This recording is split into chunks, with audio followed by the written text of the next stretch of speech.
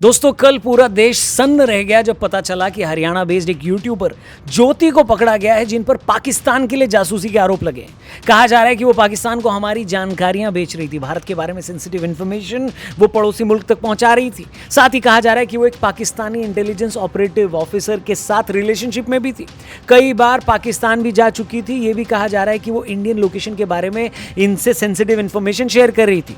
लोग ये भी कह रहे हैं कि अपने कंटेंट से पाकिस्तान की पॉजिटिव इमेज बनाने की भी इन्होंने कोशिश की है। और मैडम ने साथ में ऑपरेशन सिंदूर जब चल रहा था तब से नो टू वॉर वाले नैरेटिव को भी अपने कंटेंट के थ्रू सपोर्ट कर रही थी। एक तरफ दोस्तों जहां लोग अपनी जान दांव पर लगाकर हमारे जवान पूरी देश की रक्षा कर रहे थे, देश के दुश्मनों से हमें बचा रहे थे, वहीं सस्ते फेम और पैसे के लालच में कुछ लोग देश के गद्दार बनते जा रहे हैं। कल देश से गद्दारी कर रहे ऐसे ही लोगों के पूरे नेटवर्क का भांडाफोड़ हुआ है। भारतीय सुरक्षा एजेंसियों ने एक सनसनीखेज खुलासे के तहत पंजाब, हरियाणा और अन्य बॉर्डर स्टेट्स में एक्टिव एक पाकिस्तानी जासूसी नेटवर्क का भांडाफोड़ किया। इस नेटवर्क का संचालन कथित तौर पर पाकिस्तान की खुफिया एजेंसी ISI द्वारा किया जा रहा था। पंजाब के अमृतसर और मलेरकोटला में दो जासूसों की गिरफ्तारी ने इस नेटवर्क की डेप्थ को उजागर किया। दोस्तों इन जासूसों पर भारतीय सेना की सीक्रेट इंफॉर्मेशन जैसे आर्मी बेस, एयरपोर्ट्स और अन्य सेंसिटिव एरियाज की तस्वीरें और डिटेल्स पाकिस्तान को लीक करने का इन पर आरोप है। लोग इसलिए भी हैरान हैं हमारे देश में क्योंकि देश के बाहर के दुश्मन तो चलो दिखाई देते हैं कि वो बॉर्डर के उस पार है,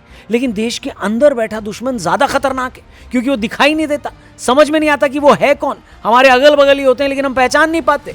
इस जासूसी नेटवर्क के खुलासे के बाद भारतीय विदेश मंत्रालय ने भी लगातार कार्रवाई जारी रखी है। इससे पहले भी आपको खबर मिली होगी कि पाकिस्तानी एम्बेसी के एक अधिकारी एहसान उर रहीम उर्फ दानिश को पर्सोना नॉन ग्राटा घोषित किया गया है। मंत्रालय ने कहा कि ये गड़बड़ एक्टिविटीज में इन्वॉल्व था आदमी, उसे 24 घंटे के भीतर ही भारत छोड़ने का आदेश भी दिया गया था। इस पूरे खुलासे की शुरुआत तब हुई जब यूट्यूबर ज्योति मल्होत्रा की गिरफ्तारी हुई। ज्योति मल्होत्रा जो ट्रैवल विद जो नाम से अपने यूट्यूब चैनल के लिए जानी जाती है, पाकिस्तान के लिए जासूसी करने के आरोप में पकड़ी गई हैं। 16 मई 2025 को हुई इस गिरफ्तारी ने इस नेटवर्क की पोल खोली है। हिसार हरियाणा की ज्योति रानी को पाकिस्तान को जानकारी देने के आरोप में पूछताछ के लिए पहले हिरासत में लिया गया।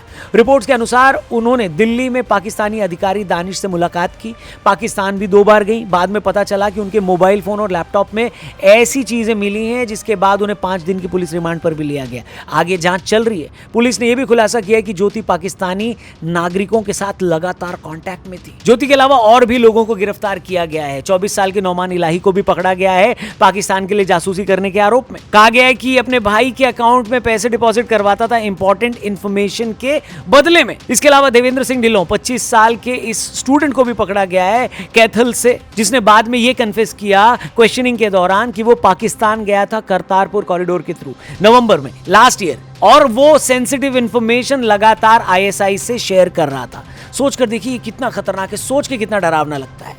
मतलब इन्फ्लुएंसर्स और कंटेंट क्रिएटर्स का इन्वॉल्वमेंट ये बताता है कि ये मामला कितना सीरियस है, और शायद जांच के बाद और भी नाम सामने आ सकते हैं जिन्होंने पाकिस्तान की हेल्प करी हो। वैसे भी पाकिस्तान की मीडिया और उनकी फौज ने भारत के कई यूट्यूबर्स और कंटेंट क्रिएटर्स के कंटेंट को भारत के खिलाफ खूब चलाया, नैरेटिव बनाने के लिए यूज किया। और ऐसे सोशल मीडिया इन्फ्लुएंसर्स को दोस्तों शायद फर्क भी न पड़ता हो कि पाकिस्तान उनके कंटेंट को यूज कर रहा है। शायद इसकी सीरियसनेस का उनको अंदाजा ही ना हो, या फिर वायरल होने के चक्कर में या देश में एक आइडियोलॉजी के नफरत के चक्कर में ये पूरे देश को धोखा देने लगते हैं। ऐसा कंटेंट बनाते बनाते इनको समझ में नहीं आता कि इनके कंटेंट को दुश्मन देश यूज कर रहा है। बताइए। ज्योति के केस की बात करें तो जो खुलासे हो रहे हैं वो लगातार आ रहे हैं और बहुत डराने वाले हैं। पाकिस्तान एम्बेसी के अधिकारी से रिश्ता, उसके साथ फॉरेन ट्रिप्स पे जाना, उसको सेंसिटिव इंफॉर्मेशन शेयर करना, सोशल मीडिया पे पाकिस्तान के फेवर में और भारत के विरोध में लिखना। सोच के देखिए अगर ये सब सच है तो ये कितना डरावना सच है। वहीं एक यूजर ने एक फोटो शेयर करते हुए ये लिखा सोशल मीडिया पर कि ज्योति पाकिस्तान की पॉलिटिशियन मरियम नवाज से भी मिली थी। वही मरियम जिनको लोग पाकिस्तान के आर्मी चीफ आसिम मुनीर का करीबी मानते हैं। पर दोस्तों जांच अभी भी चल रही है और भी यूट्यूबर्स और इन्फ्लुएंसर्स की सच्चाई हो सकता है जल्दी देश के सामने आए। आपसे यही रिक्वेस्ट है कि ऐसे किसी भी इंसान पर अगर आपको शक है तो अपने नजदीकी पुलिस थाने में जरूर रिपोर्ट करें, क्योंकि यह देश की सुरक्षा का सवाल है। दोस्तों जब बॉर्डर पे टेंशन थी, ऑपरेशन सिंदूर के दौरान जब हमारी सेना अपने पराक्रम को दिखाकर पाकिस्तान का पैजामा गीला कर रही थी, तो उस समय हर हिंदुस्तानी के मन में यह विचार आया ही होगा कि क्यों ना हम भी अपनी सेना की मदद करें। लेकिन दोस्तों हम और आप बॉर्डर पे तो जा नहीं सकते, लेकिन अपनी सिक्योरिटी एजेंसीज की आंख नाक कान बन सकते हैं। उन्हें हेल्प कर सकते हैं, उन तक सही जानकारी पहुंचाकर उनकी मदद कर सकते हैं। इसलिए आप भी अलर्ट रहिएगा। देश के अंदर के दुश्मनों को कैसे पहचानें और उनसे कैसे निपटा जाए, इसके ऊपर एक डिटेल वीडियो कल आपके लिए इसी चैनल पर लाएंगे। चैनल को सब्सक्राइब करके जाना। इस जासूसी वाले मामले पर, ज्योति वाले मामले पर भी आगे हम लोग जरूर बात करेंगे। Thank you for watching. अपना ख्याल रखिए। जय हिंद, जय भारत।